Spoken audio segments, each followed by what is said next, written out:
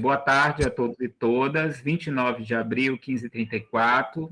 Nós vamos dar início hoje à última conferência do quinto dia do primeiro encontro do Círculo de Estudos Russelianos. Eu tenho aqui a honra e a satisfação de receber o professor José Olinda Braga, da Universidade Federal do Ceará, do Departamento de Psicologia e do Programa de Pós-Graduação em Filosofia.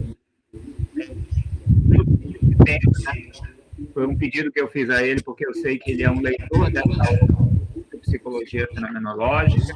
Inclusive, eu estou aqui com a cópia que me foi cedida por ele alguns anos atrás, né, em francês. É um texto que, para a gente, na psicologia, é muito caro, mas não conhecido, né? Não trabalhado assim que deveria ser, até mesmo pelas questões da tradução, né? Nós só temos a tradução do alemão para o francês, para o inglês até o momento, e isso dificulta um pouco o acesso. Não tem a compreensão de mais de uma língua estrangeira. Então, de antemão, em nome do Círculo, em nome dos membros, eu agradeço ao seu aceite, a sua presença aqui hoje, e passo a palavra para que você possa fazer a sua autoapresentação e entender da melhor maneira que achar. Ok? Obrigado. Ok, Jean. Eu super agradeço. Estava me lembrando, assim, parece que eu estava em São Luís, das vezes que você me convidou e eu tão honrosamente me senti, né, de participar. Você me propiciou conhecer a maioria das pessoas que hoje eu conheço. Para mim, você, Jean, sempre foi a grande referência do Nordeste em fenomenologia. E depois, quando eu vi a relevância do encontro, né, com os mais destacados nomes da fenomenologia, não só do Brasil, mas do mundo, eu fiquei até, meu Deus, será que eu vou poder trazer alguma contribuição? Né? São pessoas que estudam há tantos anos, são assim, absolutamente renomadas, e só você já poderia conseguir juntar tanta gente da fenomenologia, e então eu me sinto aqui mais do que honrado, gratificado, enfim. E sobre mim você já fez a apresentação, né? Eu vou precisar, porque percebo que a carga do meu computador começa a dar sinal de que está pequena, é menos de um segundo, é só esticar aqui a mão, só um instantinho.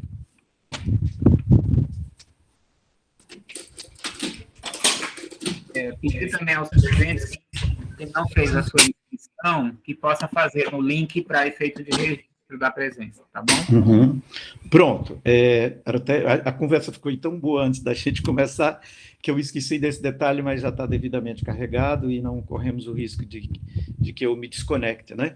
Então, o tema a pedido do Jean, justamente porque há algum tempo eu e o Jean já conversamos sobre isso, essa obra que se chama Psicologia Fenomenológica, que trata dos anos 25 a 28 do Husserl, é justamente o lugar para onde devemos nós psicólogos olhar cada vez que a gente se perguntar o que é ou o que deveria ser uma psicologia fenomenológica. No entanto, a gente tem a dificuldade, por conta das raras traduções, né, em português nenhuma, nem de Portugal e nem do Brasil, não que eu saiba, no Brasil certamente, mas de Portugal não que eu saiba. Já existe a tradução em inglês e em francês, a não ser quem já fale alemão, que não é meu caso, então isso dificulta muito a nossa vida aqui no Brasil, dos falantes da língua portuguesa.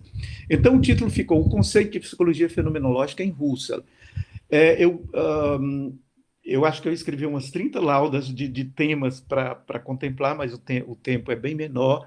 Eu vou tentar pular uma série de momentos e ficar com que talvez eu compreenda que seja o mais instigante para nós. Não apenas como indicativo de bibliografia, de lugares para onde a gente se voltar para ter uma noção do que deveria ser uma psicologia fenomenológica, mas também para nos aprontarmos com os argumentos do tipo, seria a gestalterapia, a abordagem centrada na pessoa, das Einzelanalyse, todas essas abordagens humanistas que os herdeiros da contemporaneidade dizem sem vírgulas, simplesmente com um ponto ao final, são fenomenológicas, né?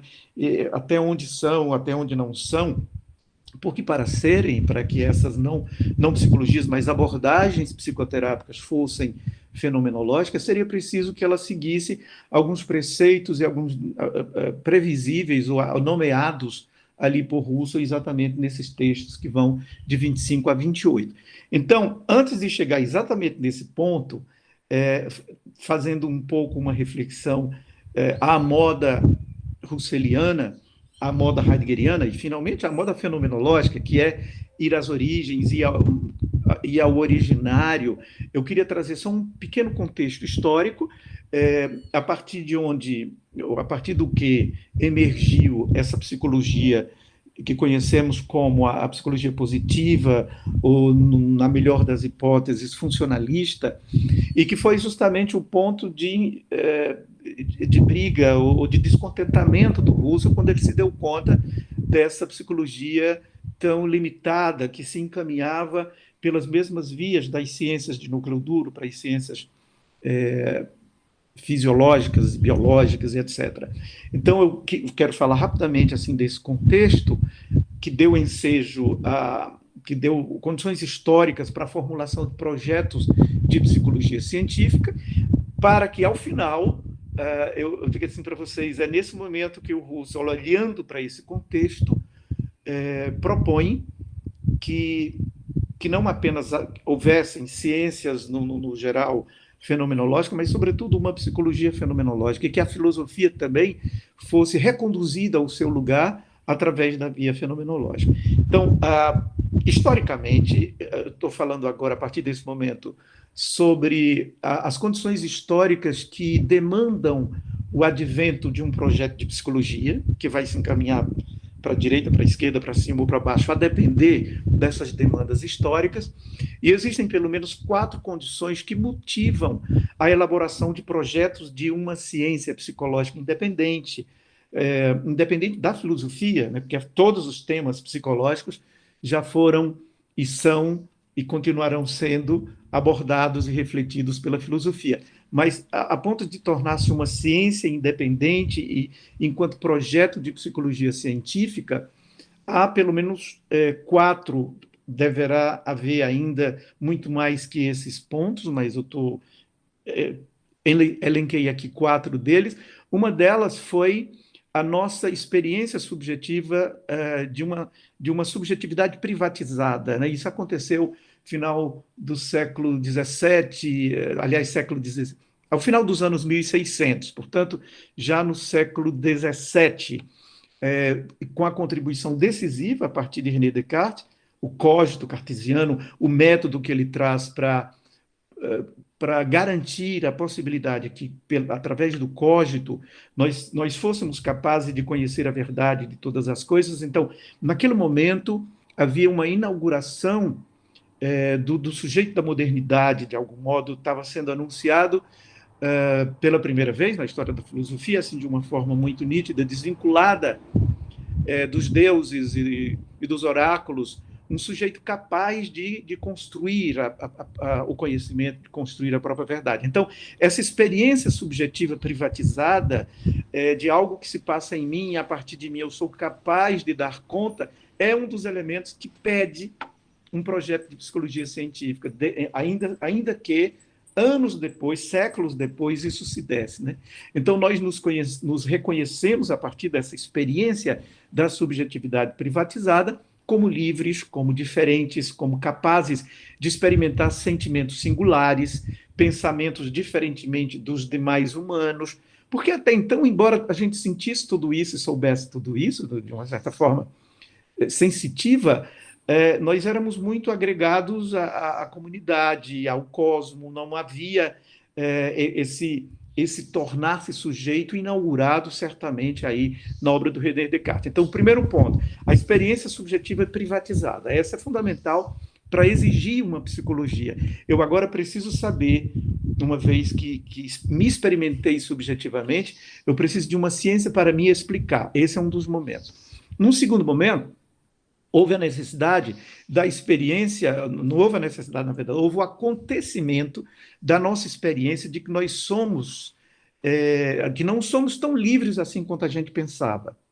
e que não somos tão diferentes quanto imaginávamos. Isso foram décadas depois desse primeiro momento cartesiano que nos trouxe essa desilusão de não sermos livres, de uma certa forma sermos determinados, condicionados por uma série de circunstâncias de ordem ideológica, teológica, etc. Mas esse é um segundo momento importantíssimo.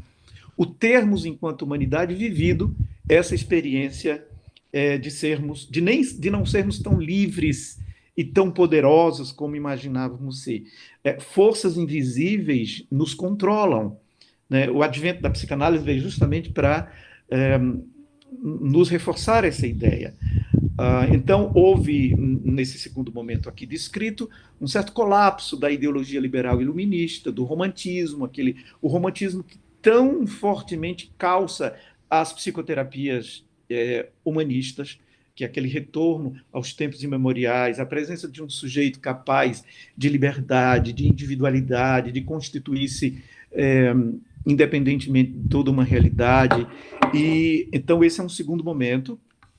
Junto a isso, ainda houve toda a reflexão trazida pela genealogia Foucaultiana, que, de uma certa forma, sintetizou essa questão, com o advento do regime disciplinar, né, a produção dos corpos dóceis, todos esses conceitos de soberania, autonomia, identidade dos indivíduos passaram a ser questionados. E como é que a gente, a partir de agora, controla isso? De que forma a gente mantém isso sob vigilância, né? Isso foi um aspecto importante para ser demandar uma psicologia, uma ciência que falasse disso tudo que somos.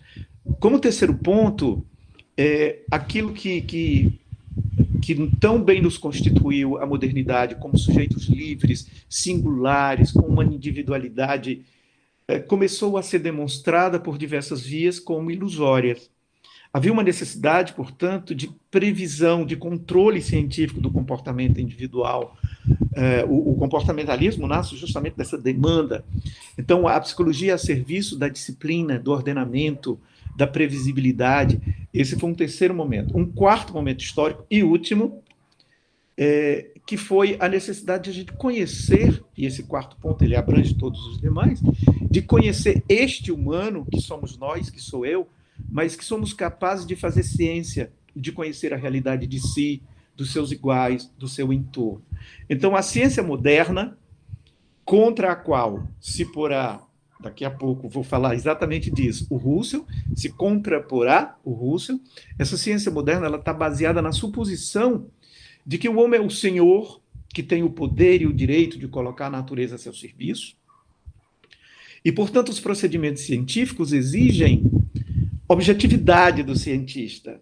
Logo, a gente começa a sentir o rechaço, a exclusão da subjetividade. Então, deveria haver, pelos preceitos positivistas, a eliminação dos preconceitos, dos sentimentos, dos desejos, num claro rechaço à concepção de sujeito. Então, esse sujeito que faz ciência para compreender a si mesmo teria que ser assujeitado e, de preferência, até anulado, uma eliminação de todos os subjetivismos. Então, estou aqui tentando desenhar um contexto histórico em que as psicologias, e, sobretudo, o comportamentalismo, ou os comportamentalismos, encontraram subsídio para se instalar. A ponto do Bacon, que viveu muito o zeitgeist desse momento anterior ainda, se referia ao conceito de ídolos do conhecimento.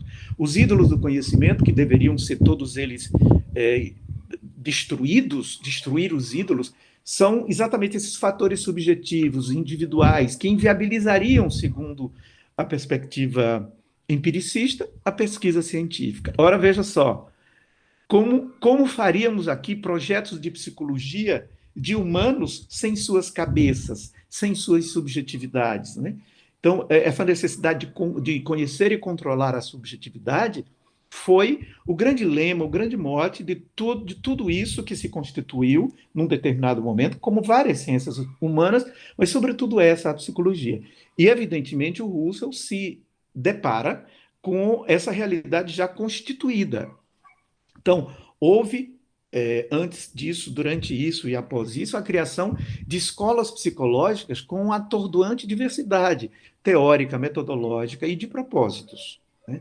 Escolas, por exemplo, como, eu digo, antes de toda essa discussão, durante e posterior, o estruturalismo, que é uma escola, é um corpo mesmo, o intuicionismo, o gestaltismo, que para nós nos aproxima muito, porque foram alunos, discípulos do Russell, que constituíram essa psicologia, essa escola psicológica, o gestaltismo, mas que o próprio Russell, ao ler, ao conhecer essa psicologia da Gestalt, que se propunha ser a psicologia fenomenológica, o Russell faz uma crítica destrutiva, absolutamente destrutiva, com acusações do tipo: vocês não foram capazes sequer de entender que a consciência a ser tratada na psicologia fenomenológica terá que ser necessariamente uma consciência intencional. Ela não pode mais continuar sendo essa consciência de uma interioridade, a consciência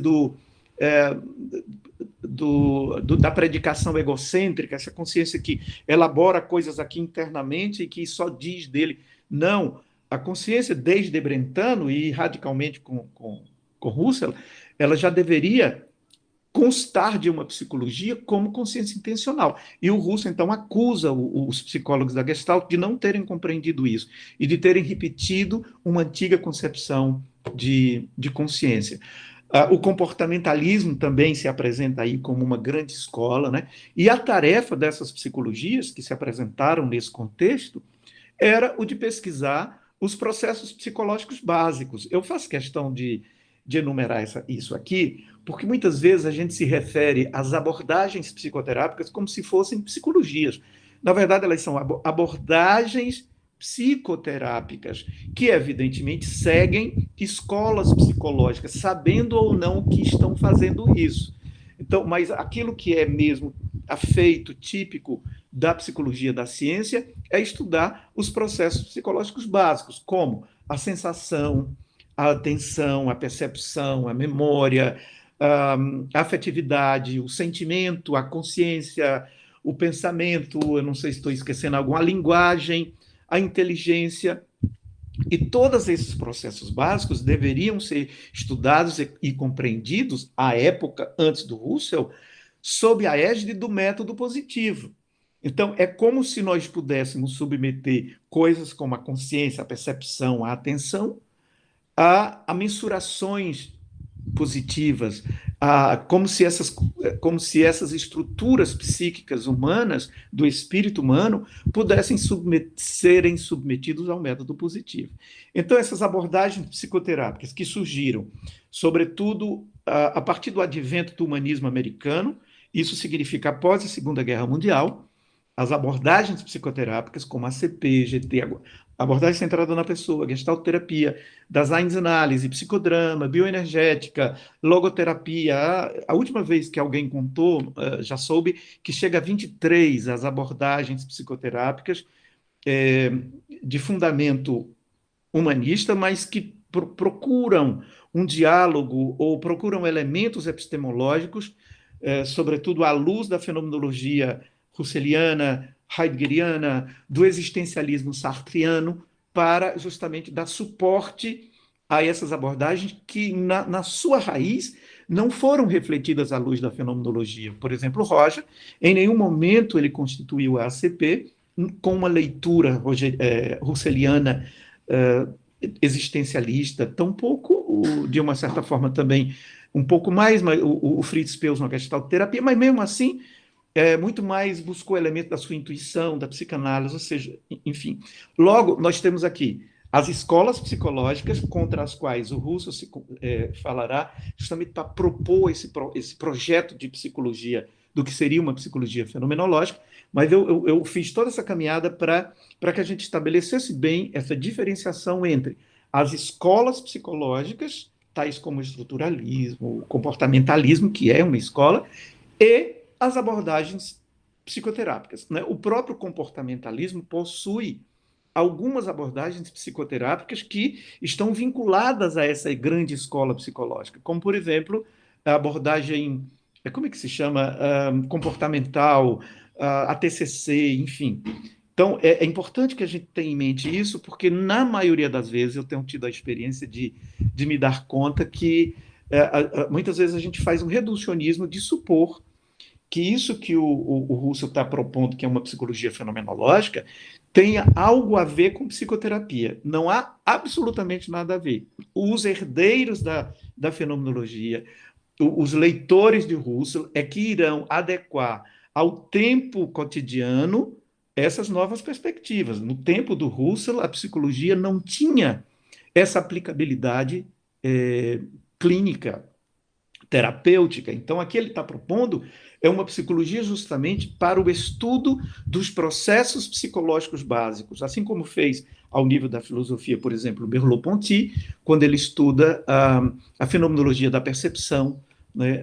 A percepção compreendida não mais de outros pontos de vista, sobretudo positivo, mas agora do ponto de vista fenomenológico. Então, Merleau-Ponty, de uma certa forma, apesar de falar do lugar de um filósofo, ele traz elementos esplendorosos para o que seria uma psicologia fenomenológica a partir dos princípios aqui trazidos por Russell. Então, dito isso, eu queria, se vocês desejarem já fazer algum comentário, ou se passo para adiante, se não, se vocês não falarem, eu vou entender que está tudo bem, que eu posso prosseguir, tá bem? Que aqui são essas primeiras colocações para a gente ir adiante. Então, com esse cenário, houve a seguinte constatação, que, aliás, é preciso se dizer que não foi apenas do Russell. O Dilthey já traz, e o Russell diz isso na sua obra, o Dilthey já traz essa inquietação. O que se constatou? Que havia minimamente uma inadequação, uma insuficiência da metodologia positiva para dar conta do espírito humano, da interioridade. Ela poderia até dar conta da exterioridade que aparece no comportamento, e o comportamento é mensurável, é submetível a hipóteses, mas aquilo que se passa na alma, no espírito, na psique, não. Logo, esse método utilizado pelas psicologias constituídas até então era insuficiente enquanto metodologia.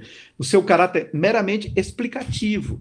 Buscou-se muito a explicação das ocorrências, porque uma vez que eu tenho as causas e os efeitos, talvez se eu mudar as causas, eu consiga mudar os efeitos. A psicologia ficou muito nessa superficialidade, nesse sobrevoo, como nos lembra o Merleau-Ponty. Então, essa constatação da necessidade de uma compreensão, não mais de uma explicação, né? E uma compreensão é da ordem dos sentidos, dos significados. Há um propósito anunciado desde Russell de ciências hermenêuticas, de ciências que trabalhem com significados, com sentidos, mas que não percam absolutamente o rigor, a cientificidade, a racionalidade. Né? Tanto que ele propõe um método de rigor eidético e tudo mais. Então, esses processos psicológicos, estudados por essas psicologias que se constituíram como positivas, os processos psicológicos são insubmissos a esses métodos, a esses ditames da ciência em vigor. Então, é justamente com essa constatação que o Russell se dá conta da sua tarefa, que ele apresenta aqui nessas obras, são diferentes artigos, diferentes escritos, que compõem um lapso de tempo de 4 anos, que vai do 25 a 28. E a tarefa do Russell, então, é a criação de um método filosófico que fosse científico, rigoroso, eidético, que significa voltado para a essência dos fenômenos, voltado para as coisas mesmas, e não apenas para a sua aparência. E parece até contraditório, fenomenologia, estudo do fenômeno. No entanto, na fenomenologia, o Russell, apesar de o fenômeno para o Russell é apenas o começo, é o lugar de iniciar. O que ele busca é a essência desse fenômeno após estabelecidos os momentos das reduções, tanto a redução fenomenológica quanto a redução transcendental, com a posição saída da posição natural para a posição fenomenológica. Então, ele explica todo o método que todos nós já conhecemos, e aqui eu estou só relembrando. Então, essa psicologia ela teria que ter esse caráter científico, rigoroso, eidético, ela não poderia jamais ser algo meramente experimentado e aí pronto, porque eu não vou aqui dizer os nomes para não ferir suscetibilidades. Existem abordagens psicoterápicas cujos autores renegaram a ciência, renegaram a discussão filosófica, chamaram todo e qualquer rigor científico de bullshit.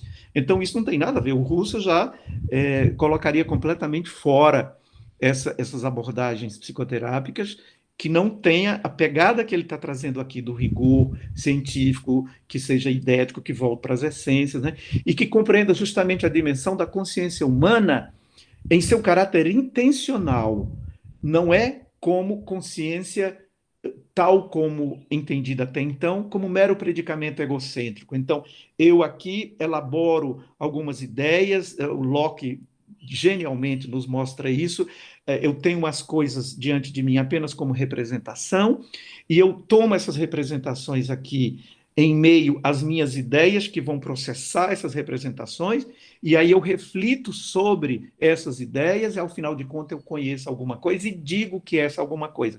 Esse é o predicamento egocêntrico, que tá definitivamente superado aqui com a fenomenologia do Russell, quando ele nos traz a consciência intencional, que não é mais desse modo, um processador interno que apenas declara o conhecimento de alguma coisa.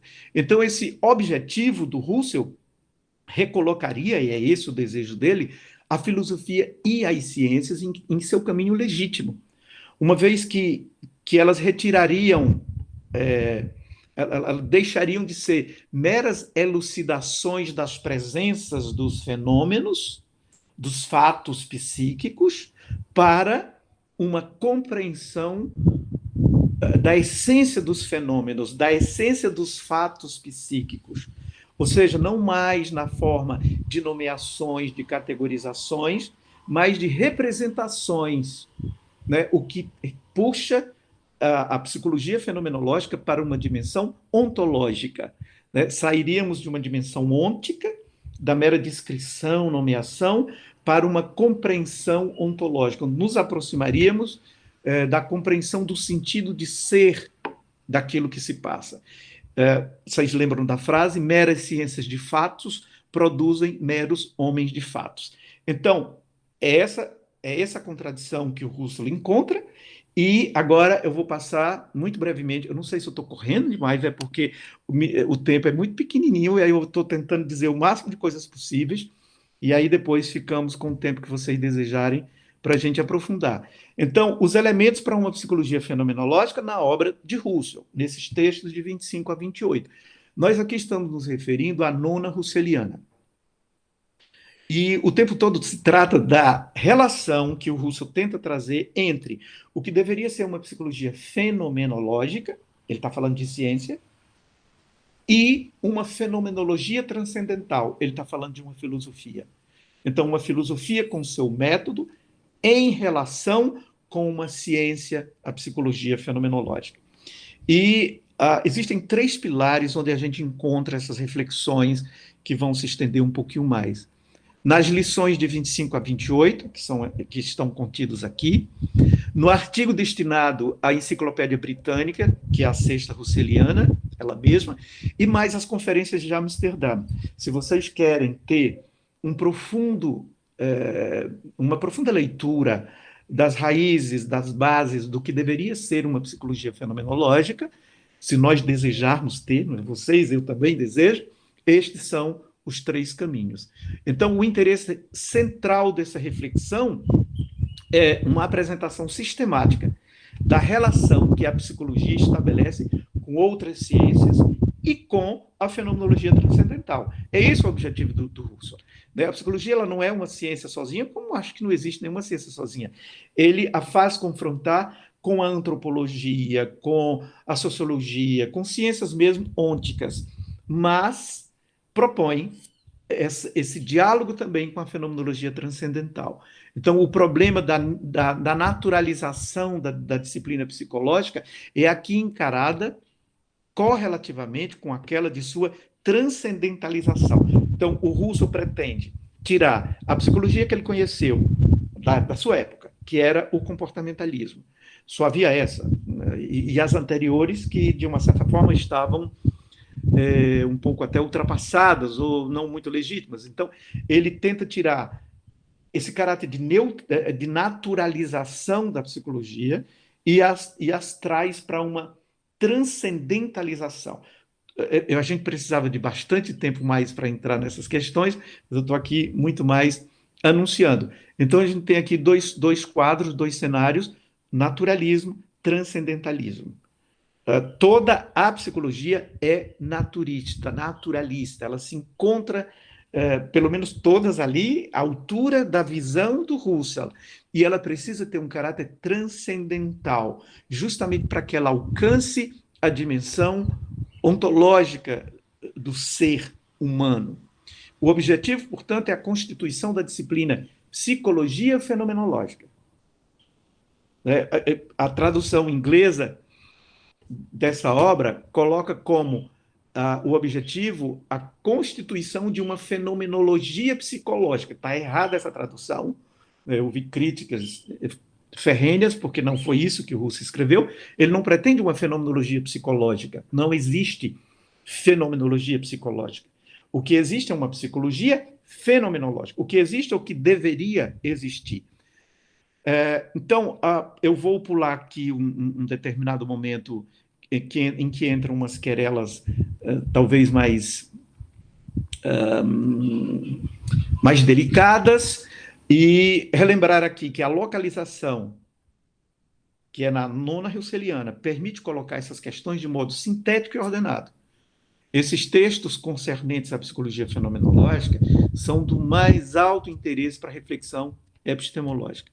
A psicologia fenomenológica oferece um campo de pesquisa extremamente fértil, como já foi demonstrado, né? Pelo menos a sua especulação já foi demonstrada nos trabalhos de Jean-Paul Sartre, de Merleau-Ponty, de Binswanger, com a psicopatologia fenomenológica, e todos os herdeiros da psicopatologia fenomenológica, como Minkowski, Tatossian, von Gebsattel, Kimura Bin, são números que encontram numa psicologia fenomenológica elemento fértil para esses trabalhos, né? Além de instalar a pertinência de uma psicofenomenologia no seio dos debates dessa questão da naturalização, que animam muito as ciências cognitivas contemporâneas. Então, sobre a obra, eu já estou indo para a parte final. Não sei nem quanto tempo eu já falei, já, mas já estou indo para a parte final, que é sobre a obra. Pode ir tranquilo, você ainda tem bastante tempo, Olinda. Perfeito. Eu estou agoniado com medo de... Estava agoniado com medo de não dar. Mas, então, sobre a obra. Não, tranquilo. O que é que eu gostaria que tivesse ficado claro até agora? O contexto histórico que deu razão para o advento de um projeto de psicologia, a constatação husserliana de que havia aí uma não necessidade, nem não necessidade, eu queria encontrar um termo ideal, mas uma não suficiência metodológica. E então agora vejamos o que ele diz na obra sobre a obra. Na introdução, que é riquíssima, o Husserl apresenta o desenvolvimento da psicologia moderna. É genial como ele faz aqui uma história da psicologia moderna nessa obra. E ele traz a crítica decisiva de Dilthey. Ele aponta que o caminho que ele persegue é justamente a do Dilthey, que já tinha percebido essa questão. O Dilthey faz uma crítica no sentido de que o método positivo não abarca, não é capaz de dar conta daquilo que é específico do espírito humano, da alma humana. Então, o Dilthey faz essa crítica dizendo: essas ciências que simplesmente explicam não nos levam a grandes aberturas. É preciso que a gente constitua ciências explicativas. E ciências explicativas são de uma ordem hermenêutica, são aquelas que se voltariam para uma dimensão ontológica, para a coisa mesma. E é a partir daí que o Husserl assume esse projeto. O Dilthey anuncia e o Husserl toma para si e assume esse projeto. Então, o Dilthey traz as suas proposições de reforma. Aquilo que foi no seu momento, uma psicologia explicativa, ele propõe uma psicologia descritiva, de caráter, ao mesmo tempo, compreensivo, hermenêutico. O que seria uma abordagem psicoterápica, só um dos elementos, dos infinitos elementos, que tivesse um caráter de uma psicoterapia fenomenológica? É aquela que, em vez de eu interpretar, em vez de eu constatar, estabelecer relações, eu, enquanto psicólogo, apenas descrevo, junto com o meu cliente, tudo isso que se passa com ele.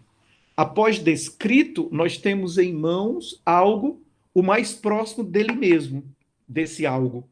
E agora, uma vez descrita, a gente vai tentar compreender através de sentidos e significados, estabelecendo uma hermenêutica dessa fala e dessa narrativa. Isso seria uma psicoterapia de caráter fenomenológico. Qual delas tem esse caráter? Não digo que não tem, mas qual delas tem essa preocupação da descrição em vez de a explicação, em vez de a interpretação, em vez de a relação causa-efeito? Então, o Dilthey traz em sua... E aqui eu estou citando Husserl. Eu não li Dilthey, infelizmente, nesses pontos. Eu estou trazendo aqui o Husserl citando Dilthey, que ele traz essa proposição de reforma daquilo que era uma mera psicologia explicativa para uma real e concreta psicologia descritiva. E aí o Husserl diz, essa psicologia descritiva será a psicologia fenomenológica. Então, no século VII, se deu o surgimento das ciências exatas, da natureza. Eu estou aqui já muito em cima do texto do Husserl, conforme eu traduzi, conforme eu compreendi. Então, no século VII, diz Husserl, se deu o surgimento das ciências exatas, da natureza, com um método novo, com um sucesso inaudito, ninguém nunca tinha ouvido falar de tanto sucesso, oriundas da vida de trabalho de homens como, por exemplo, Kepler, Galileu, Descartes. Então, o Husserl aqui está reconhecendo a importância desse método que foi absolutamente exitoso. O problema do Husserl não é como algumas abordagens, pelo menos no princípio, alguns criadores de abordagem entenderam, não é uma briga anticientificista. O Husserl não é contra a ciência positiva. O que ele entende é só que a ciência positiva não é suficiente para dar conta dessas questões da psicologia. É claro que depois ele pretende que até essas ciências da natureza ganhem um caráter fenomenológico também, mas pelo menos aí a princípio é desse jeito. Então, essa psicologia teve efeito a título de modelo, ela trouxe para si, ele aqui está constatando essa realidade aqui na introdução. Essa psicologia tinha um modelo maravilhoso, as ciências extremamente exitosas. Que método elas usam? O método positivo. Então, se eu aqui, Wundt, quero tratar de um projeto para uma psicologia científica, eu também vou utilizar o método positivo, que certamente daria conta, assim como deu conta das ciências concretas, daria conta das ciências do espírito. E eis aí o grande equívoco, né? Mas foi necessário esse momento, senão o Husserl não teria lugar de onde partir. Né? Então, o que aconteceu naquele momento, e a filosofia não fazia isso, quando tirou-se da mão da filosofia para a ciência psicológica essa tarefa, houve uma positivação sob esse fértil cenário naturalista aplicado à ciência do espírito. Então, pretendeu-se empreender sob esforços apaixonados uma reforma metodológica análoga em psicologia, tal como havia sido constituído nas ciências da natureza. O que significa dotar a psicologia de um caráter de ciência explicativa, exata, repousando sobre leis elementares. Essas são palavras do Husserl. Né? Então, e esse foi o grande equívoco, diz ele. Como é que eu trago uma ciência do espírito, que necessariamente, a psicologia é exatamente ciência do espírito, a psique é espírito. Como é que eu posso trazer essa ciência do espírito para a as regras, para repousar sobre leis elementares? E aí ele lembra que houve diversos fracassos nessa tentativa, mesmo anterior. Por exemplo, o materialismo hobbesiano, o monismo metafísico de Spinoza, a forte impulsão dada por Locke em vista de uma psicologia empírica fundada sobre uma experiência interna, que é justamente aquela das representações submetidas ao rol de ideias que vão desenvolvendo saberes. Então, do mesmo modo, a empreitada dos psicólogos até aquele momento histórico referido por Russell não conseguiu anunciar uma psicologia dotada de força de desenvolvimento que fosse continuamente crescente. E, evidentemente, não poderia, porque ela estava assentada sob um método inadequado. Então, quando mais, se comparado ao sucesso da matemática e física, foi estrondoso o sucesso da matemática e física nesses séculos em que a psicologia tentou se colocar. E aí o Russo está dizendo assim, e se a gente comparar com o sucesso da matemática e física, é humilhante. Então, havia um método que se ajustava cada vez mais, que é um método positivo de ciência da natureza, testemunhado pela importância de suas aplicações exitosas. Então, é como se dissesse assim, quem quiser usar fazer ciência, não poderia jamais fazê-la senão pela via positiva. E é justamente aí o engodo, o nó que o Russell pretende denunciar e anunciar uma nova forma de fazer metodologicamente uma psicologia. Então, inversamente, nada se pode relatar de semelhante relativo à psicologia, de ter tido sucesso, de ter se desenvolvido. E o Russo aqui está falando daquele tempo, para trás, né? Ainda que os pesquisadores dessa ciência não devessem em nada ao valor daqueles cientistas da física, da matemática. Logo, qual é a conclusão lógica? Algo havia de precário. E o que há de precário é o método de pesquisa e lida com as questões do espírito. É impossível se lidar com as questões do espírito com a positividade. A psicologia ela não conseguiu resistir a essa tentação do naturalismo, a imitação do modelo das ciências da natureza.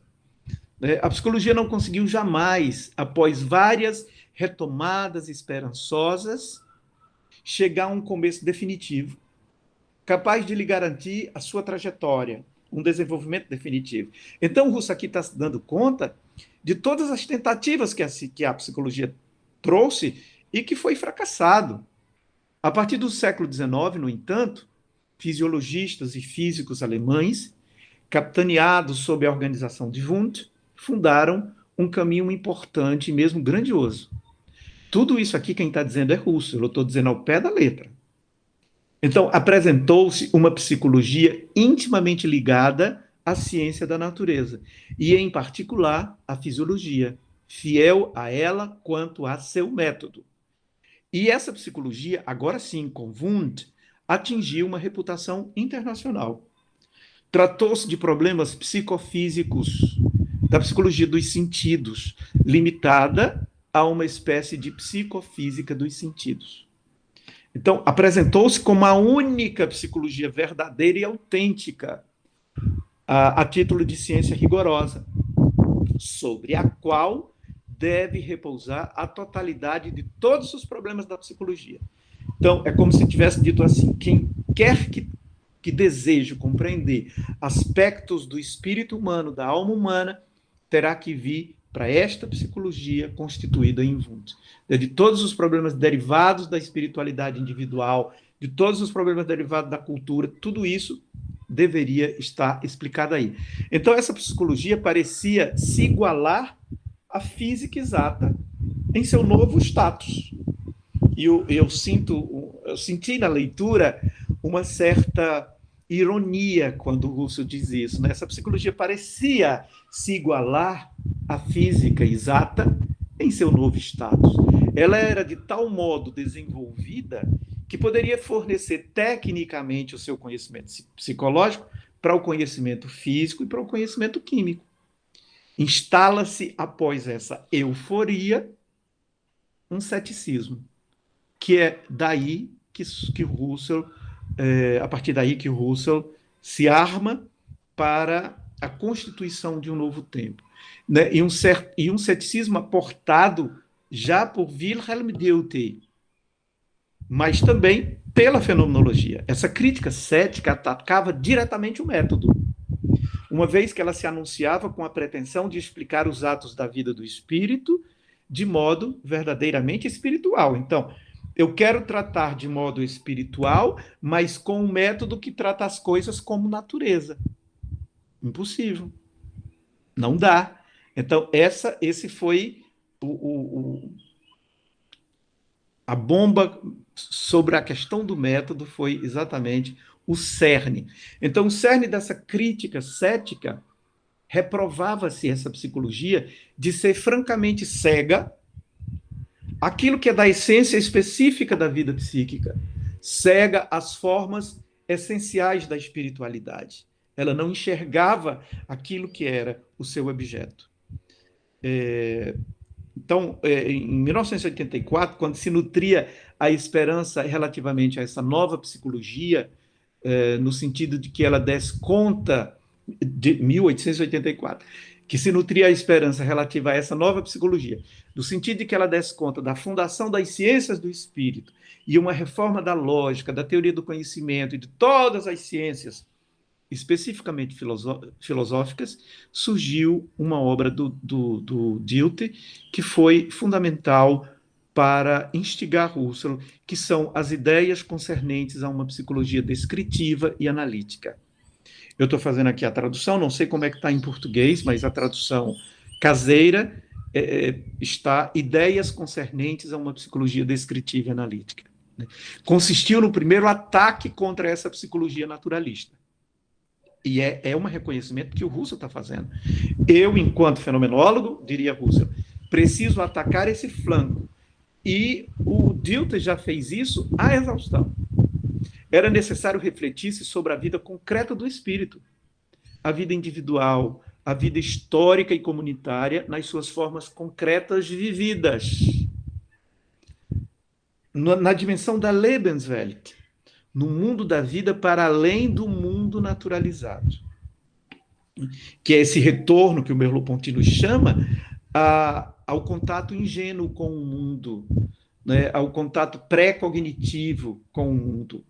Então, reivindica-se o ser e o dever específico da espiritualidade histórica em sua necessidade concreta. Portanto, uma pergunta: em que medida essa nova psicologia fisiológica e experimental, aquela que estava ali se insurgindo, poderia fazer justiça às ciências do espírito? Em medida nenhuma. Em que medida essa pretensão... eu ouvi um plim, alguém levantando a mão. Ah, tá, então foi só uma mensagem. Bom, o Husserl passa muito tempo fazendo reflexões dessa ordem, nessa obra. Eu finalizo esse primeiro momento para depois agora ir para o finalíssimo. Para essa psicologia explicativa ou construtiva, seria necessária uma psicologia descritiva e analítica contra a psicologia experimental reinante. Então, até agora, nessa obra, o Husserl está dizendo para onde é que eu não vou caminhar, para em seguida, então, anunciar para onde deveria caminhar. Em síntese, a explicitação das ciências da natureza se opõe à compreensão das ciências do espírito. As ciências da natureza explicam determinados fenômenos de determinadas ordens que não são cabíveis para a compreensão das ciências do espírito. Há muito ainda coisas interessantíssimas a ser comentada, mas eu vou aqui trazer alguns elementos finais. A caracterização dessa nova psicologia que precisa ser fenomenológica. Diz Husserl, nós reivindicamos a necessidade de uma psicologia que dê conta das questões relativas ao espírito, que seja racional, de rigor e eidética. Essas são palavras-chave que caracterizam essa nova psicologia. A prioridade, eidética, intuição ou descrição pura, intencionalidade. Qualquer projeto de psicologia fenomenológica precisará mergulhar profundamente nesses aspectos. Ela reside,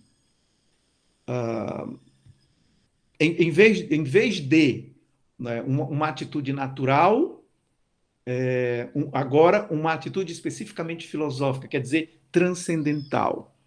E, ponto por ponto, a prioridade significa que essa psicologia visa, em primeiro lugar, generalidades e necessidades de essências. Então, isso me faz lembrar muito a perspectiva junguiana, quando se volta para aquilo que é até anterior ao meu inconsciente, que é o inconsciente coletivo, que é que são os arquétipos, aquele lugar do silêncio de onde provém o que deverá ser falado.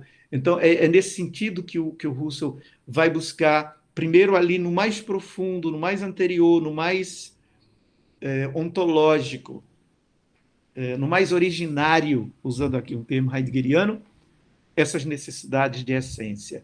Então, o ser e a vida psicológica não seria possível sem esses parâmetros bem anteriores, que depois respinga ou se projeta para a vida individual e subjetiva. Mas ele quer ver isso lá na profundidade do humano. Então, é em segundo plano somente que ela se volta na direção da explicação da facticidade psicológica, no âmbito da teoria, mais precisamente da explicação eidética, o que acentua para a fenomenologia um interesse primeiro. São 4 pontos que eu poderia falar, mas eu estou vendo que pela hora eu já começo a arriscar passar do que me era devido. O Russell, ao longo do seu texto, ele trata do que significa a intencionalidade, do que significa a prioridade, do que significa a idética, da atitude transcendental, a teoria pura da essência do espírito, do psíquico, do indivíduo, etc.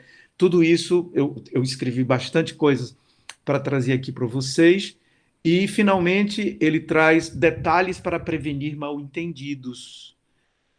E aí também levaria mais 30 minutos para eu falar sobre isso. Mas eu, só como anúncio, para que vocês que não leram ainda sintam vontade de mergulhar nessa obra, depois dessa introdução riquíssima, que é um curso de História da Psicologia, o Russell traz os seguintes elementos. A delimitação da psicologia fenomenológica, ali quais são seus limites, ponto a ponto. Depois ele traz a necessidade de retorno ao mundo da experiência pré-científica, que é exatamente o chamado que faz Merleau-Ponty, voltar ao sensitivo, que é o contexto da Lebenswelt, é aquilo que é antes de ser dito, antes de ser pensado, antes de ser representado, né? E ao encontro do mundo no seu momento de encontro ingênuo. É exatamente isso que ele traz no segundo momento. No terceiro momento, ele trata do método de generalização intuitiva e da ideação como instrumentos para obter os conceitos estruturais gerais de um mundo, partindo pura e simplesmente do mundo da experiência. No quarto momento, ele traz o ponto de partida em que a experiência singular é necessária, na qual a síntese passiva engendra a unidade. No quinto elemento, as formas segundo as quais o que é espiritual entra em cena no mundo da experiência. Então, o que era só experiência, o Russell, com a fenomenologia, traz a vida espiritual para se entrelaçar. E ele aqui diz como poderia e como deveria ser. No sexto momento, ele trata das reduções às realidades puras, como isso se dá metodologicamente. No sétimo ponto, oposição do que é subjetivo e objetivo na atitude do pesquisador em ciência da natureza. Oitavo ponto, o mundo verdadeiro em si, uma pressuposição necessária. No nono, a temporalidade objetiva e a temporalidade do fluxo. No décimo, diferença entre imanente e transcendente, entre o real e o irreal na percepção. No penúltimo tema, ele traz a redução fenomenológica enquanto método de abertura da imanência. E no 12º e último ponto, a psicologia fenomenológica, fundadora ao mesmo tempo da investigação natural, mas também subjetiva, psíquica e de suas ciências correspondentes. Então, esse projeto inteiro está explicitado nessa obra e eu lhes convido a ingressar nela. Aqui fiquei muito num resumo do jeitão dessa obra. Então é isso, Jean. Mais nada a dizer.